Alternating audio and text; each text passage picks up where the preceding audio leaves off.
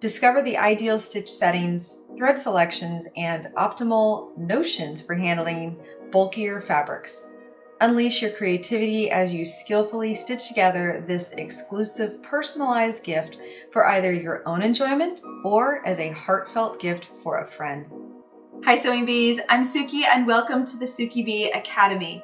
Today I'm going to be showing you how to make the Serenity Serger Spa set, which includes the spa headband and the relaxation eye mask.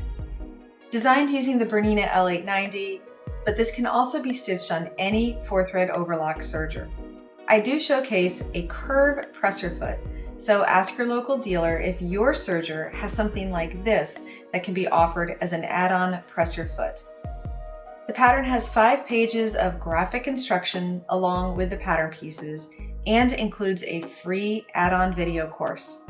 In this video course portion, you'll discover even more about how to actually use a serger.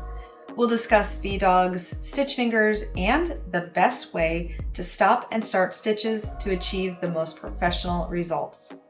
Best part? The instructions and lifetime access to the video course are matched up perfectly so you can follow along with both at the same time.